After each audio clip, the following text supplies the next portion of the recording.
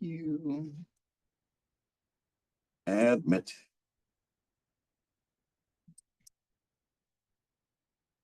All right.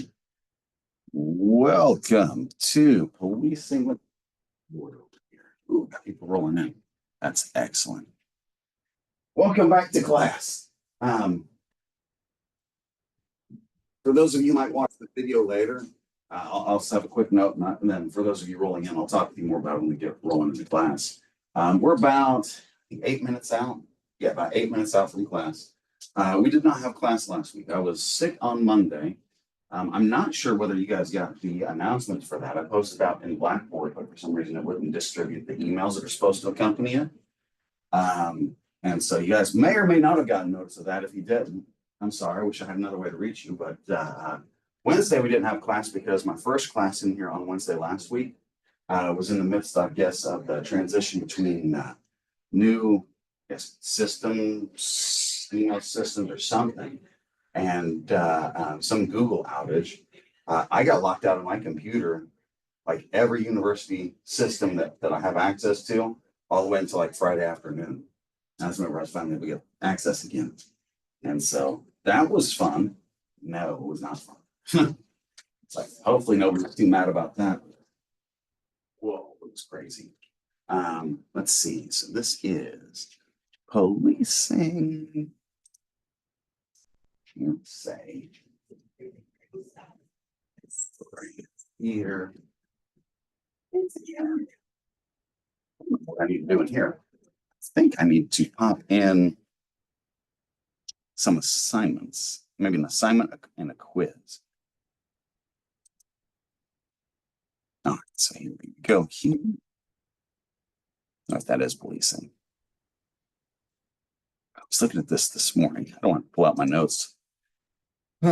So we should be on. That looks different. Chapter 5 and 6. We got chapter 5 here. Come on. Chapter 6. We already talked about that one. Diversity, that kind of stuff, career development, side employment. I think we already talked about all that. So I think we're off into number 7. I just realized I haven't posted out chapter 6 and chapter 7 in here, so I'll get that going real quick. Let's see here. Chapter 6. I thought I had these all available. And chapter 7.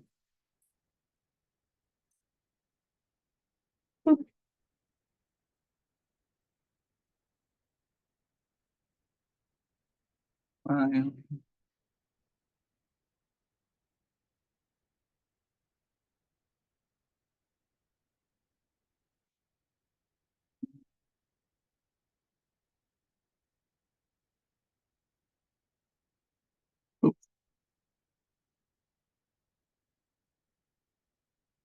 It's outline.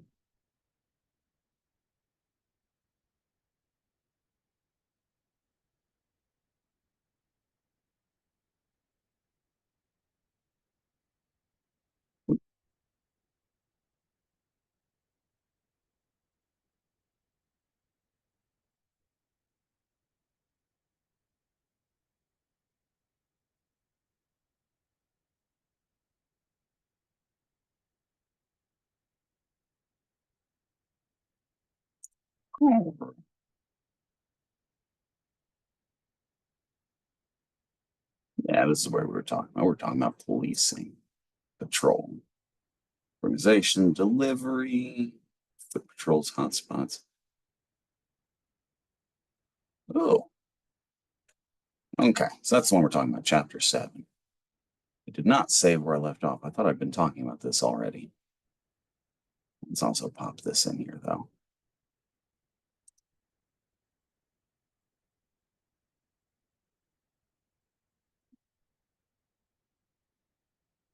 Boom.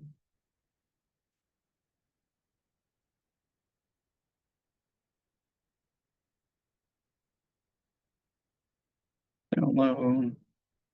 Yep.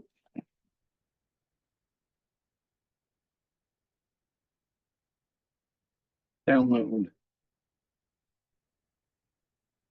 And then down it all.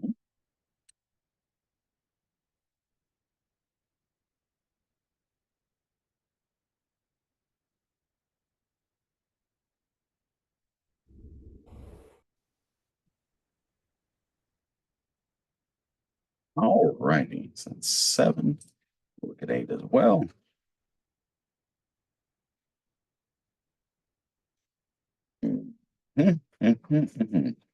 All right. Got 3 minutes.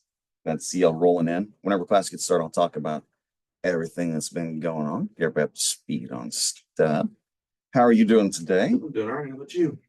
Pretty good. Pretty good. Actually, much better than last week. Last week was a rough week. So sick on Monday. I don't know if you guys got the announcements for that. Yes, I put it out there, and it's one that whenever we do the announcements, I'll actually show you guys what that looks like so you can see it. But I can't remember which classes it sent for, which ones it didn't. Because I put the announcement out there and I told it to send an email as well. And it kept telling me that it was sending emails in the background, but then nothing ever came out. And so it's like, that's one class where I'm not sure everyone was notified that we wouldn't be having class. And then Wednesday, last week I came in here, I had my first class and I had this update in our system. So we'd update our passwords. Between that and a Google outage, it locked me out of everything. And so I couldn't even access my laptop, like turn it on to log into it. It would be nice if NSU was out when the public schools are out. Yeah. Because my wife wasn't staying home today. There's no way I'd have been able to make it to class. Ooh. So they're out this week or the whole week or? Mhm. So I knew we had Thursday and Friday off for, was it fall? Yeah, today is Indigenous People or Columbus Day. Oh, see, I've not looked at the calendar at all. I'm going by the seat of my pants here. Yeah, today is Indigenous People Day and Columbus Day. Okay. So they probably just knocked out the whole week, right? and then Ugh. All right. So I get probably majority of the students are traditional students, but it's are non-traditional that have kids and stuff. Oh, yeah. Big change. Yeah. All right. So let's see here. This is up to where I can see y'all. Put this back here for right now. Do I have that? Let's see chat. Yes, I can. Okay, good. All right. Welcome to class. Sorry, I did not see you all last week. I'm actually a little upset by that. Kind of a recap. The week before last was the Southwestern Association Criminal Justice Conference. So that went off without a hitch. So it looks like that's going to be viable. And so over the course of the next year, what I'll be looking to do is anyone who wants to do presentations, projects, that kind of stuff. That'll be one of those venues that we look to start inserting people into. Just to make sure it's viable, that kind of thing this year, which is kind of sad because it ends up missing opportunities for people. Let's see. So that was a whole bunch of work that took care of that week. And then last week I got back. I'm not one who does much traveling, so it does not agree with me, particularly going out to eat. Because I like home cooked things, not things other people cook. That you might nicely put stuff in my food. I don't know. So I was sick on Monday. I'm not sure if the announcements went out for that. I know that if you don't see me, check Blackboard, because if it's functional, I have access to it. I'll put a notice out there at a minimum if I'm going to be gone or we're not going to have class. The exception being Wednesday last week. So if you've already been in here, you already say it. It's, the reason why we didn't have class Wednesday, my first class, which is immediately before this, we had that class. I had to do the password change and all that stuff, and so it was somewhat working. But in the 5 minutes it took me to walk out of here and come back, it had logged out. And then it didn't take the password I tried to change it to. It wouldn't revert to my old password. And so I couldn't get onto anything. And then it was trying to work with IT as there was also a Google outage at the same time. So I didn't get access back to anything until like Friday afternoon. So if you thought I was late contacting you last week, I was trying to get time to contact you. And then I couldn't even do that because I got locked out. And so yeah, my apologies for that, because I hate to miss a class without any notice whatsoever. This one is like, I literally had no way of notifying anybody. We'll pick up with where we left off before the conference. I believe we're off into patrol. Talk tell me what kinds of things we were talking about when we left, and we'll pick up from there. I just got marked on my notes. All right, so usually the first thing that we talk about here is the fact that patrol is, they listed as the backbone. Here, let me see, where is it at? Over here. Now I know that whenever we first started talking about it last week, probably the thing that is it's about 80% of any organization is going to be tied up with your personnel. Whether you're talking the money, whether you're talking about usually money is probably the easiest way to do it because that's the thing that's allotted across all things. Common denominator, I guess, is one way of looking at it. You know, 80% of your resources are going to go into people. And when you look at the way that they distribute, it's going to be for policing. About 80% of people who are police officers are going to be over in the patrol element side of things, because that's where the actual work is. From there, what you have is you have a very relatively flat administrative structure for most all police organizations, save for your really, really big population areas. And while those big populations account for probably around half, maybe more than half the population, depending on where you put your lines kind of thing, because they're all social lines that we draw. Basically end up with you know, a very few number of places where policing has one form, I guess, from an organizational perspective, but it doesn't really matter where you look, regardless of its overall organizational form and structure. This thing's going to be about uniform across everywhere because, hey, people are people and we all act the same regardless of what kind of culture we come from, color of our skin, background, anything like that. Yeah, people are trying to do what's right. Yeah, people are trying to get along with others, and you have those who aren't. It's like, that's what you start dealing with here. It's the ones who don't want to get along with others kind of thing to some degree. That's probably the bigger of the malevolent element in society. But we'll get into that when we get into social stuff. So here they call it the backbone of policing. I'll go ahead and share my screen in case you guys want to see that. I think we went through most of the stuff already. I'm just going to go real fast through it because I don't want to waste time. I don't want to talk about the good stuff. So we talked about, you can now see my screen. Okay, it'd be nice if my screen moved now. No, it says here, backbone of policing. Already talked about that. Majority there, it's like really when you start talking about it, it's like you really start getting about right there. It's like even when you, especially when you start looking at the big, because they're going to have even more people devoted to this. So it's like when you start talking about policing, most people just kind of default think about this in general. Here it talks about important decision makers and gatekeepers. Yes. So that's that cultural assimilation element that we talked about a little bit before. It's we determine what the rules are for our society. These are the people who are the ones who have to go out and make the decision. Which situations are the ones that we need to enforce something with? You know, that kind of thing. Okay. Functions: patrol, deterrence, public safety, and service. Makes people more easier access to service to some degree. To kind of briefly go over when I went over last time, I think I mentioned the fact of realize that the coordination of that is paramount. That's one of the things that we'll talk about probably within this chapter on the project. Because depending on the nature of the thing you actually have to respond to, getting to it and actually providing service can be its own endeavor. We'll put it that way, right? So think about like active shooter situation. You're gonna have to have multiple officers coordinate and arrive to a specific situation without introducing any more danger, and to address the dangers that are already present without they themselves becoming casualties. Like ooh, that reminds me of that. That's a little bit politically forgive me for it. Ohio, was that where they had the assassination attempt? On Trump? Yeah. Yeah, I believe that was Ohio. Yeah. Well, if you watch the videos for it, it's like you get it exactly. If you see any of those from the officers' perspectives who were there, there was one where the guy popped up on the roof. You don't get to see what he saw. You can see the roof kind of pop up for a second. You realize it's like, okay, yeah, who's going to willingly stick their head up in that kind of situation where you know someone's right there, and that's the kind of stuff you have to deal with here. And it's like, okay, how many officers and what kind of approach are you going to need to do for that kind of thing?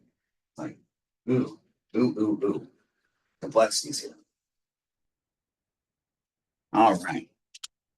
Oh, I also heard that this is kind of a funny thing. Reddit, the conspiracy theories. Apparently, there was a Reddit thread related to that that whole incident that got taken down from online recently. It's like, that's like the Barbara Streisand effect. All right, so we talked about delivery and the ways that they do it. So there's a few different ways that they look at it. Right. So here it kind of talks about factors affecting service, how many people you put into a patrol car, that kind of thing. But whenever you start looking at the organizations and how they allot things, there are different ways they do it. They do like cross comparison where you look at sister cities, you look at police proportion of population, you look at crime rates and those trends, those types of things. So that's how they start to make those determinations as to numbers of people needed where, what kinds of resources they need to allot to it. And so that's what they're talking about here, right? And so organization, delivery, patrol, distribution. So basically what they do is minimum manning level model is kind of the default there because you need to cover everything. This is where I kind of maybe a little bit kind of take a little bit of detour off over to like the crime prevention side of things just for a quick second to talk about that because that's also an element in here when you start talking about deterrence. Realize that anytime you deal with trying to prevent crimes, stop crimes, that kind of stuff, because that's ideally what they're doing by having people visible or filling this position. Realize this itself at a base level takes at least 3 times the effort to protect as it does to attack anything. That's old lesson there. If you just stop and think about if you had one building to protect, how many different points would you need to be able to see everything in that going on around in that building? You're usually talking about 3, right? And that's before you get into shifts of the day, that kind of thing, when people would actually have attacks. And they have to do that same thing in patrol when you're looking at hot spots and crimes and things like that across the city. So it's you get in that same venue, that same feeling, I guess. That way. So here are the different ways they do that. We don't spend too much time there. Assignment hotspots we've already talked about. Hotspots pick up in 1980s.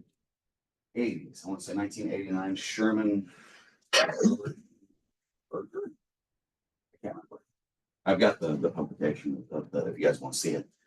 Basically, what it is you just start mapping where crimes are taking place and weighting it by how close together they are and how many, right? But yeah, people who go to certain neighborhoods commit crimes. The more crimes that take place in the neighborhood, we can see that pretty easily, and we should be looking at that. So that's what they started doing. And when you start getting into it, if they get really heavy into it, they'll go off into crime concentration theory, the law of crime concentration, and some of those ecological theories. Basically, it's the same thing you'll find over in economics, any mode of production, it's a Pareto principle. You also see a correlate to it in Price's law. So Pareto principle is one that explains logarithmic growth, modes of production. Price's is the exact opposite. Price's is the number of employees in the organization. The square root of that number are the number of officers or number of people. In this case, we just say people, employees, who do half of the work for the organization, because you see people produce things at different rates. And so interesting patterns, and they're echoed right here in terms of crime production too. And so that's what this starts to address. And if you're doing it right, you'll overlap that with your foot patrols, your patrol patterns. So that way you can kind of try to get some officers that are visible in the areas where crimes are taking place as a way to try to dissuade people from it, if that in theory works. All right, and so foot patrol we talked about, you're on foot. Get you out of the police car, starts to address that technological difficulty that we had in our society in the last few generations, right? Here it talks about 1 versus 2. Usually you're talking about 1 because of the fact that, well, you only have so many officers. Here. 1 second. Think. Got that. Good. All right. I'm also going to pop this back up over here. Share in case we want that. So, organization delivery. Here's the staffing.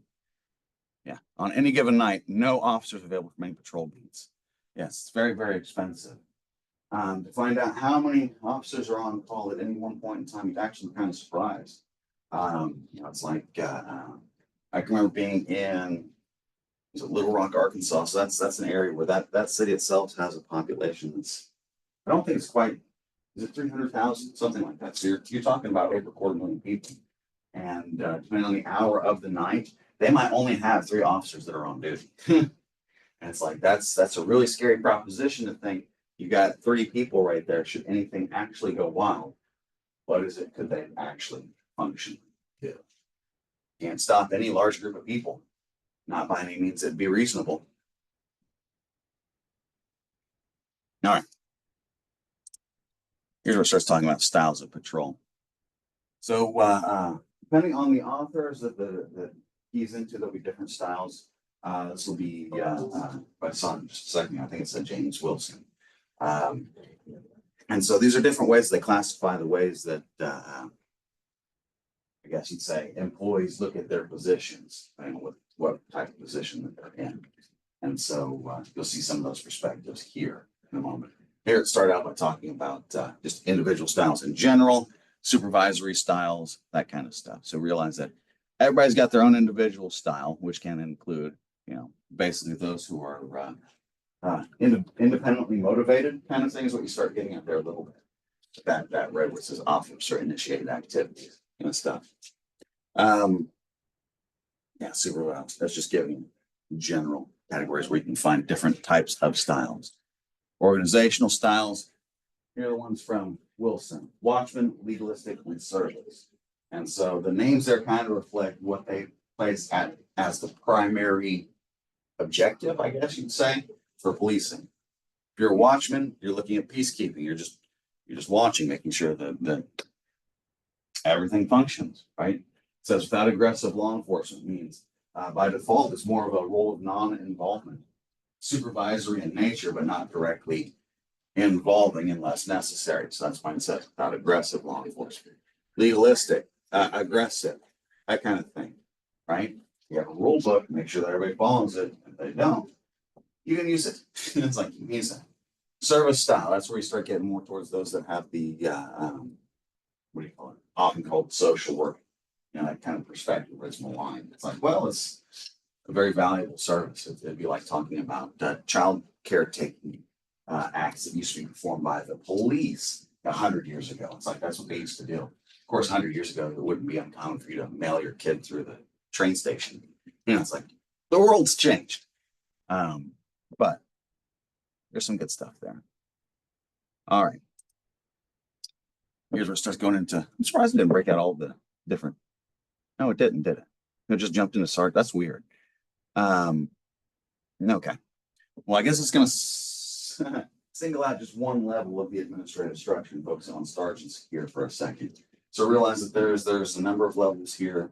I don't remember them off the top of my head, but quasi-military nature. So here it mentions patrol officers supervised by their sergeant. Here's what I talked about: span of control and unity of control. I don't actually see mentioned, but those are the 2 things you need to be familiar with. So span of control has to do with like how many people are under you, that kind of a thing, right? Whole supervisor can only effectively manage a limited number of people. Yes, so different people have different things that they can handle in terms of, you just look at the numbers side of things. As you're dealing with that, span of control is kind of top down. Unity of control is the other way, where you look at the administrative structure upwards of it. The thing can have a clear chain kind of thing. I'm actually surprised they didn't mention that, because usually those things come really close together because they're correlates to each other.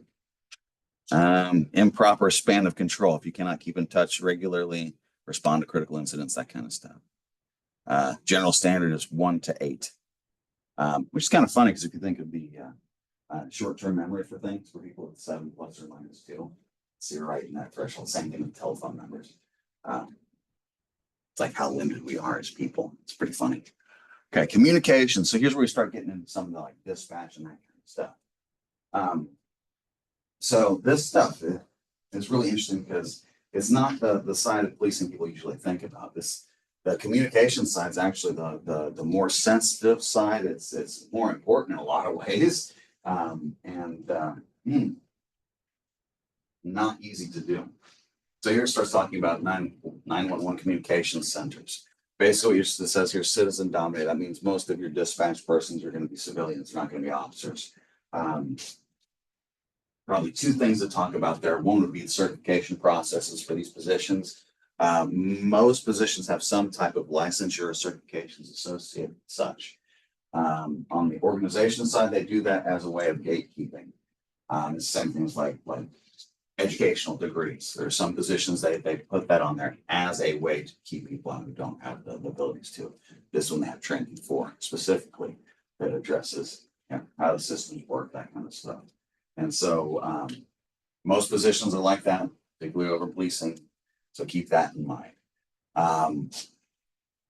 Here it says reactive. Of course, it's 911 and incident based. I don't know what there's really anything I need to say about that. That's kind of self-evident if you're dealing with emergency situations.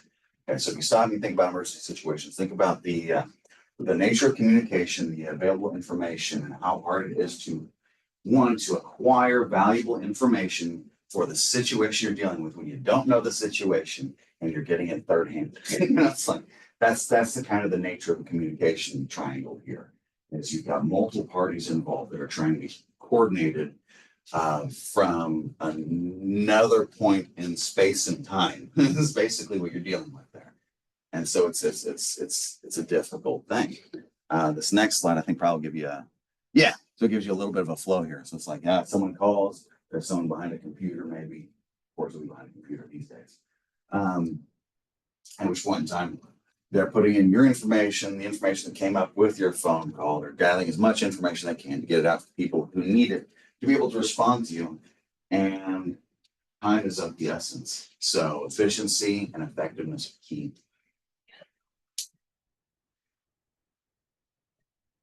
And just think we actually measure that in minutes. Can't see it. I see it too. Cool. Let's see here. 911 systems. Here's where it talks a little about the history of it, AT&T. Here's where I'll talk a little bit about it. Probably the most interesting facets of it. New technologies and how they're used, they're employed in policing are always interesting ones. This is one where it's like here it mentions telephone in 1968. Of course, this stuff predates all of that. It started with telegraphs and that kind of thing. Southwestern Bell. Yeah.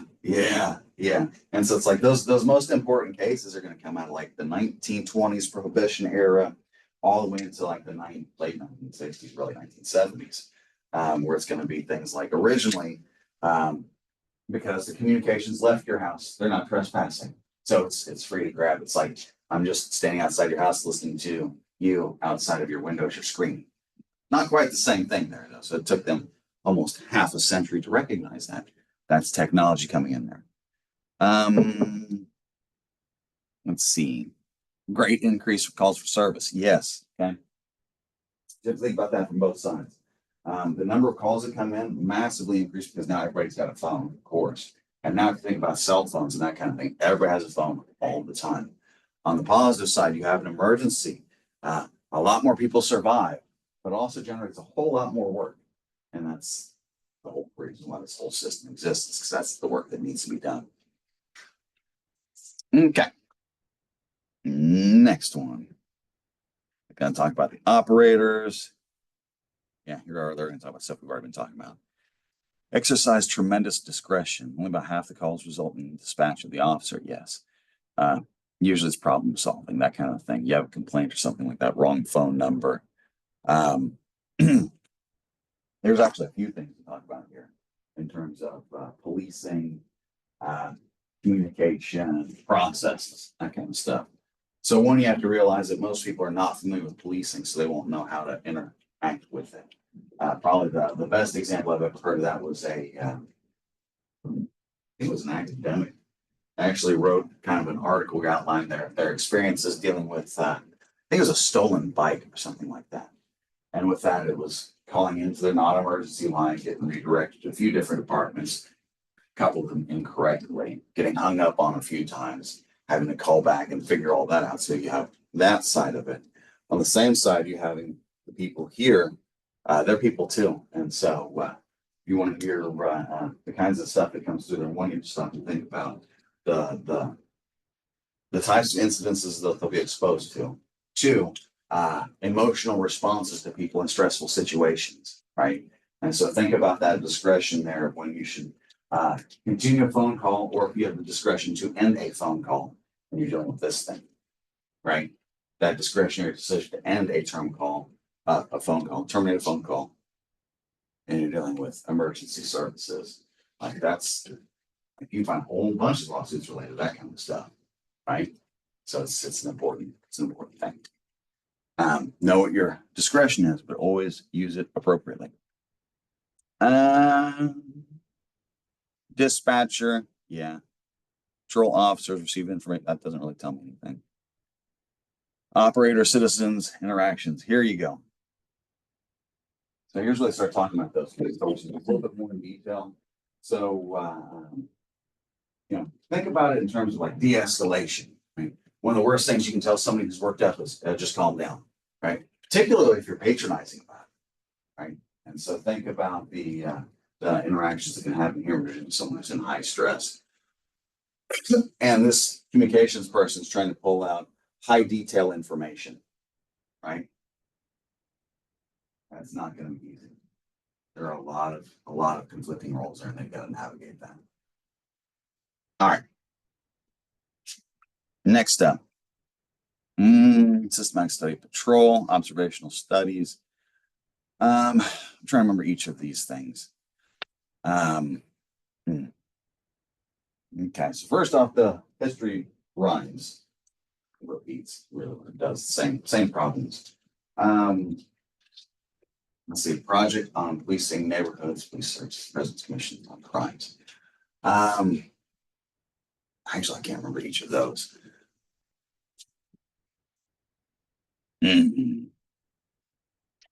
That sucks. I should be able to remember those. Basically, I'm stuck thinking about the Kansas City patrol experiments and some of the 1970s research on foot patrols and that kind of stuff. I might have to look that one back up because I don't remember it. That's gonna drive me crazy because I should remember that off the top of my head. Anyhow, systematic study of police patrol. Provide accurate representative pictures, systematic. Okay, so what they're probably keying into with this is the time frames here, and I've talked about this to some degree. Basically, when you start looking at those decades there, realize that the shift in policing that's taken place alongside the shifts in technology and society, right? And so we're talking the 1950s to the 1990s. Realize it goes 50s, 60s, 70s, and then jumps to the 90s, right? And so basically what kind of happened there was traditional measures, policing, responsivity, that kind of stuff. Your professionalism era is going to be right around in through here. By the time you move in here, they're starting to move in the 70s. You're starting to get in that more neighborhood, community-oriented policing kind of stuff, which still means more chapters on community-oriented policing. Because they weren't particularly good at the measures on the qualitative side. The 70s led into the 80s. That's a nothing works era because they weren't measuring the right types of things to some degree. And then in the late 90s, early 2000s, we had that movement back towards focusing on the neighborhoods. Okay. Field notes. Yeah. Okay. Call service workload depends on the area, of course. Yeah. Here's where it's just talking about the differences of areas. Yeah, it can be starkly different. So 20 to 30% of calls involve some type of criminal law enforcement.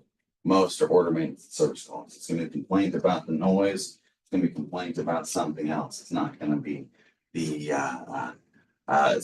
domestic violence situation where there's a party involved that's calling the police officer.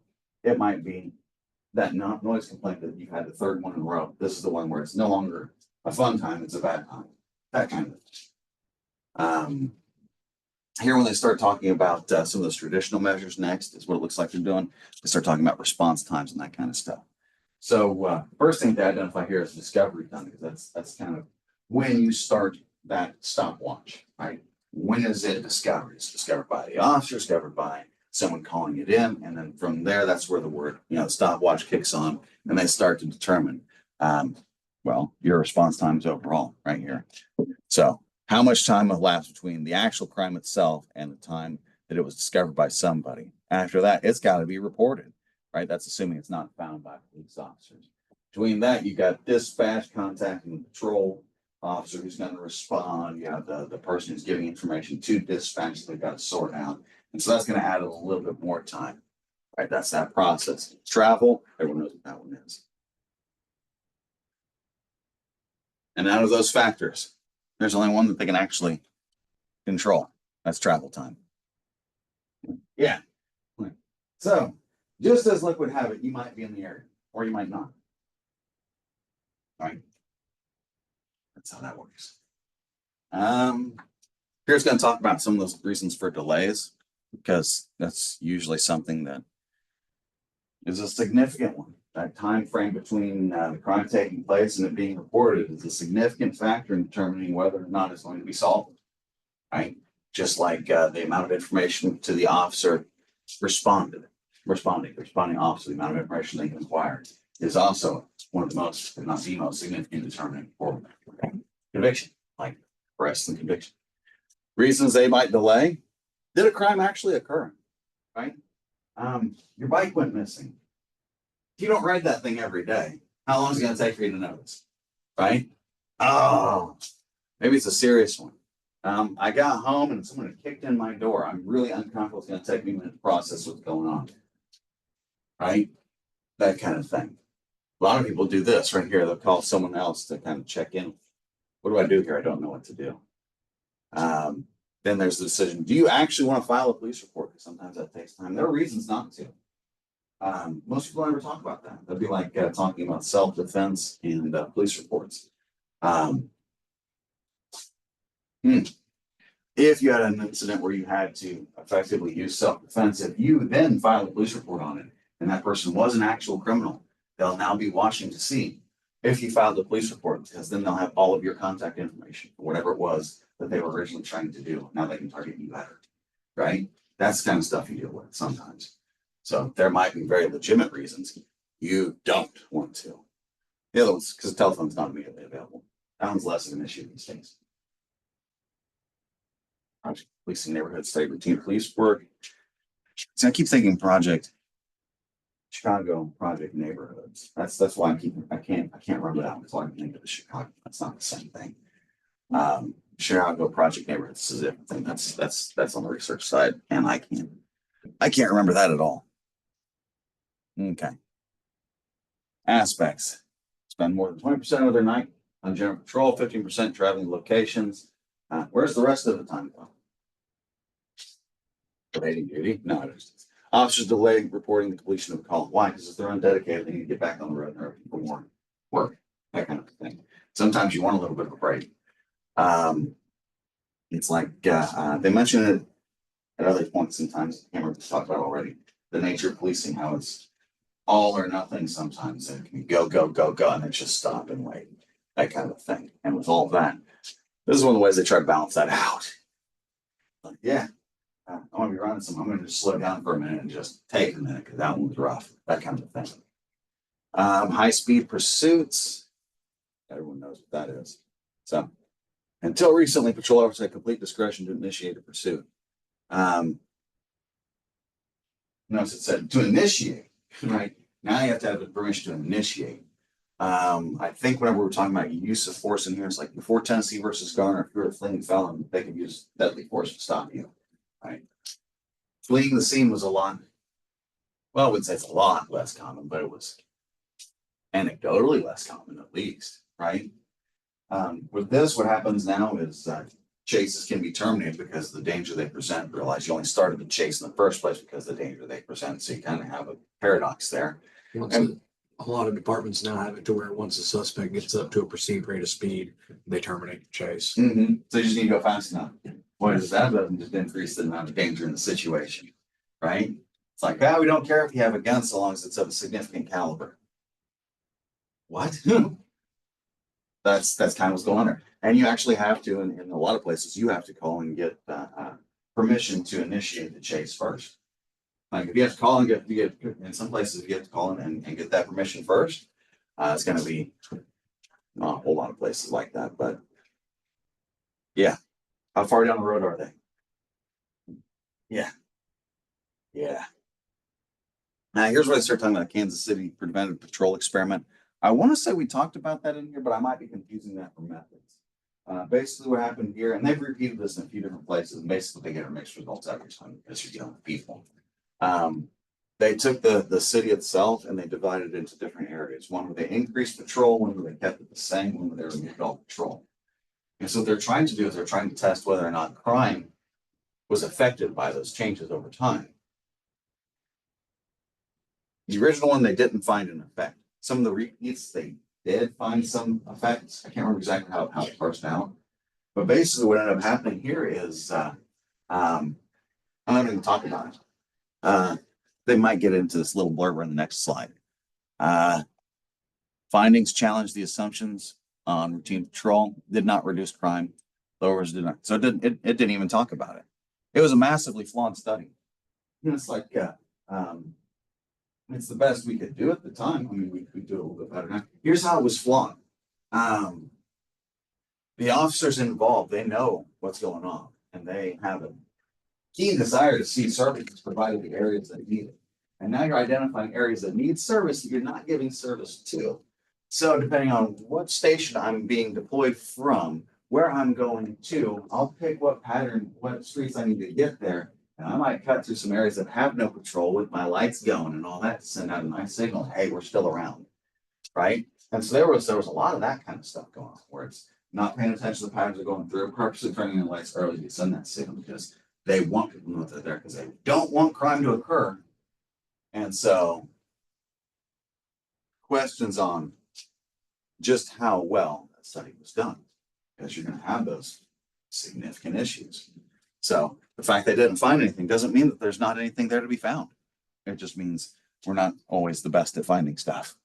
That's what it really means. Here it talks about residual deterrence and some other foot control. So that deterrence effect, it's more, if you really get into it, it's a perceptual thing where you're dealing with basically fear of crime. What do I want to say there? Emotions in nature, you deal with visibility, really.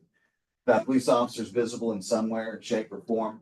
Everyone's going to know that they're around. That's going to cause everyone who wants to feel good, and anybody who's up to trouble to maybe not feel quite so good, maybe. You know, it's sort of like leaving the empty police patrol vehicle out at an intersection, right? It does do some stuff, but yeah, whether or not it has an actual impact, who knows? It does have a definitive impact on people's perceptions, their attitudes, and that kind of stuff. People can see changes taking place. They want changes. They will generally like that. Newark Foot Patrol Experiment. Patrol arrest rates. Additional foot patrols do not reduce serious crime. Different levels of patrol has that's what it's talking about. Citizens' attitudes. This differential response. This is related to like emergency calls and that kind of thing. So this is just common logic. Most of you already know this. Depending on the seriousness of the call that they're getting, priority, right? Just like if you're in a hospital, that person's got a broken arm. Sure, they're uncomfortable, but they can hang out for a minute. This person's having a massive heart attack. We're going to deal with him first. It's like that's the same thing you're doing here. It's like calls that are dangerous or violent. Every officer who's available is going to get called into it, right? That kind of a thing. And so, depending on what type of incident it is, its seriousness, that response you'll get should be tailored to it. And that's what they're trying to do here. Telephone reporting units, step out to the light due to injury. I don't know why that's in there. I guess that's just like an acknowledgement that sometimes that whenever you'll have patrol officers getting injured in normal duty, whenever they get desk duty, sometimes it's stuff like that. Sometimes it's filling out reports and that kind of stuff. If you really get into this stuff, most of it's filling out reports. There's a report on everything. I mean, my favorite way I've ever heard it put was that if you want to call someone in, if you're a citizen and you want to file a report, you can file a report that the sky is blue. They will take a report. So that kind of a thing. Improving patrols. Let's see where to go. Handling 20 and it's picking up with that telephone reporting units. I really don't care about that. 311 systems, that's where you start getting to the non-emergency one. Most departments have those. This is a good way to not tie yourself up in the long waits or issues with 911. It's not an emergency. And then a newer area that's growing here, non-English 911 services because of the fact that population, society's changing. Okay. Reverse 911. We can call you back. That kind of thing. I actually had that happen 2 weeks ago. I'd fallen asleep on my phone. I didn't realize it. And apparently I activated the emergency phone call. And so they called me back twice. They woke me up while I was napping. Oh, we got a phone call from, is everything okay? Oh, sorry. That kind of thing. So they know exactly where I'm at. They know that kind of stuff. And I'll pull that information up. Police aides or cadets. That's just for getting people into the system kind of thing. This is one of the ways that you can start getting the youth involved in cadet programs, that kind of stuff. Directed patrol. That's whenever an area is dealing with some type of specific problem. There's a few different types that they have there. You start getting directed patrol. Basically start getting at things like crackdowns and stuff like that. But I want to say that this book talks about it a little bit later, so I won't go into too heavy detail for that. All right. Most police agencies rely on directed patrol, focus on hot spots. Yeah, has a significant effect, but modest. Customer feedback, ineffective producing change in officer performance and beyond patrol. It should be more proactive and close to community residents, focusing on underlying problems. So we'll talk about a few of those things, and then I'll crack over the next one. So in terms of like customer feedback, I think one of the things I mentioned in here before was that when it comes to citizens' complaints, it's that right there. That it's not what any officer has done, it's usually how they've done it, because you'll find that in most situations, the authority there it's quite broad. It's how that person perceived what had happened, that kind of thing, how it transpired, it's what generates most complaints. When you start looking at the way that you resolve complaints, that process is one where okay, so if you have a complaint about a police officer, you go into that system and you make a complaint, that kind of thing. So you make complaints to officers about officers, which is not always an ideal thing for people. So they look at it that way. And then the other one was got distracted by the noise. Customer feedback had to do with the change.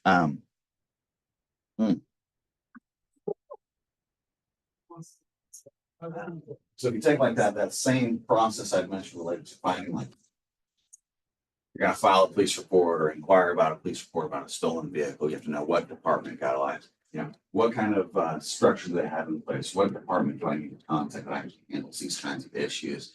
With whom do I need to actually speak? You have that same kind of stuff over here on this side, which is also one of those things that can irritate people. Let's see. So that's getting more into this last part. We're starting to get more into those community connections, that kind of qualitative side again. Because that's where most of it's been trying to grow in the last couple of decades, is focusing on that community oriented side. Is there anything else I need to say there? I don't know. Any questions before I move on to the next one? Bing. All right. That's patrol 7. Is that the outlines or anything in here I did not mention? 911 systems, major concepts, patrol, hotspots, talk about that. 911 systems. Yes. Okay. That's enough about that. Let's check the syllabus, see if we do chapter 8 before we move into a review. Because if we need to move into a review, we can do that.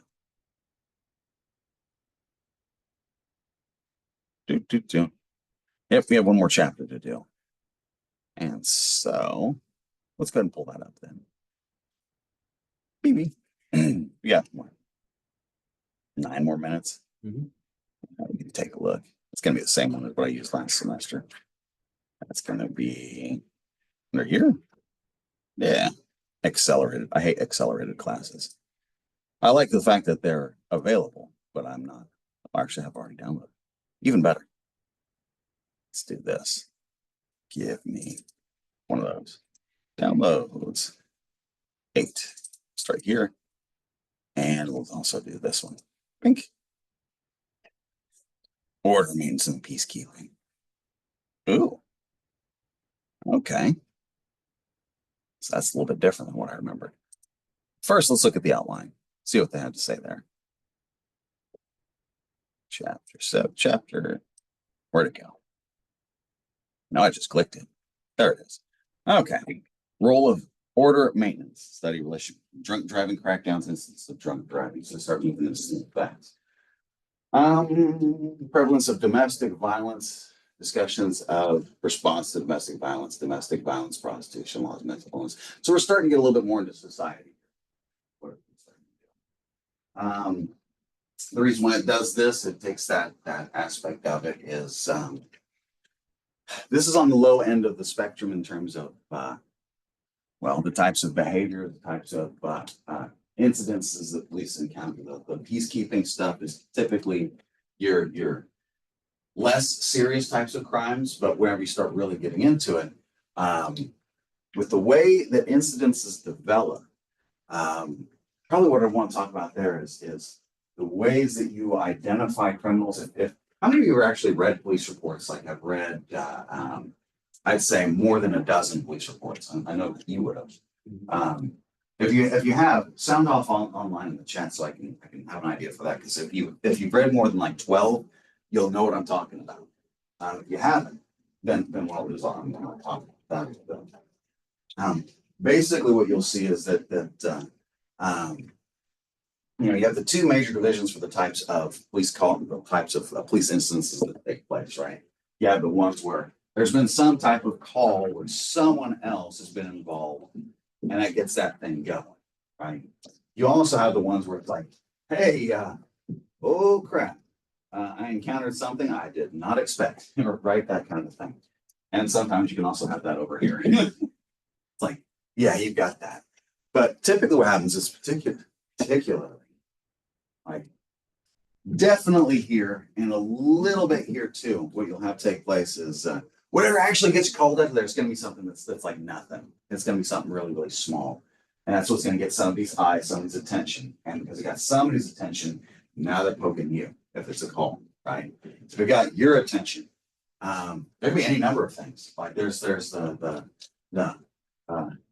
stereotypical, I got a hunch kind of thing. It's like, yeah, I know really what it is there's enough things here that you've seen before that's like, I know what's going on here. Sometimes you'll have those. Sometimes what you'll really see in terms of the documentation is it'll always look the same. You'll see if you look at police reports in general that relate to this kind of stuff that they just encounter. Usually you'll find a huge number of things like tags, or tail light, or seatbelt, or whatever your low level initial violation is. That is, one, it's a justification for the stop. Two, it's the thing that caught your attention originally. It's like that vehicle should not be on the road. Why is it on the road?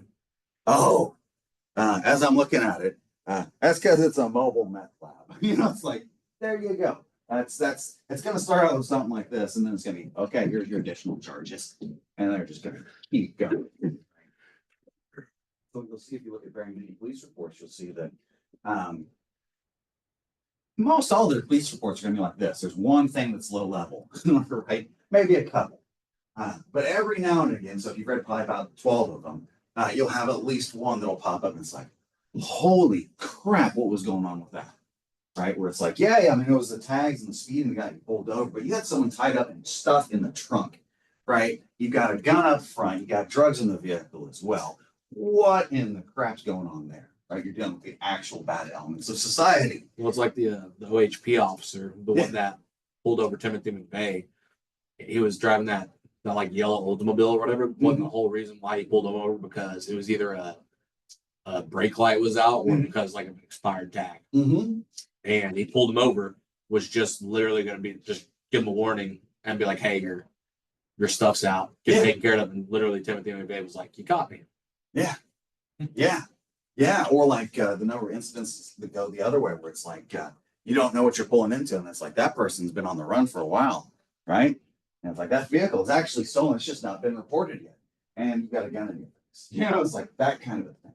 And so that's why I started out with this kind of peacekeeping stuff, because the nature of it is you never really fully know if you've got one of these or one of these down here, right? And you'll never know that. And even one of these right here, it's like people are unpredictable. You really don't know what they're gonna do. You can be walking to something like that, have a situation like that, or you know, pleasant encounter. You just don't know.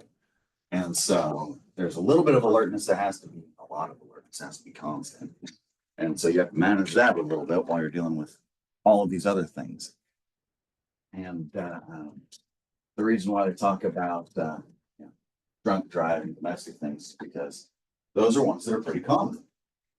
Or also, you have that uncommon element when things go completely sideways, right? And those, if we talk about those, what I would say is something effective. If you look at those domestic encounters, okay, you have to realize that, okay, you have people who are quote unquote normal. It's like you got those, and you got the people who are a little bit different, right? And so you got different types of people you're dealing with. When you're walking into a situation called into a domestic, or you're dealing with someone who's going to behave in what we determine as a normal way, where there's been some type of harm that's taken place, where everyone's going to recognize that and kind of go along, maybe. Or is it going to be something where it's like one party's angry at the other? That's a common one. Or it's going to be one where both parties are angry at you for not being up in their business. Now we're in a different situation. And that's how those things go. We'll stop there for now. We'll pick up with this next class. I don't think I've popped out any quizzes or assignments in here for this next section, so I'll probably do that between now and then. We'll finish out this chapter and probably review on Monday next week for exam 2. I'm thinking I posted out grades for stuff. I can't remember if I posted out. I think we had an assignment in here I need to put feedback on. It's basically because all that being locked out of my system, I haven't put the grades in it in a really compressed time frame. I popped the grades in there, I just haven't put in the feedback. So I need to do that across a couple of my classes, probably in the next day or two. So you've got grades out there, there's no feedback on it yet. Just give me a day or two, and by the time we meet again, if there's any questions you have, just let me know. And then with that, I will catch you all next class. You have a great day and try to stay out of trouble out there. With that, adios.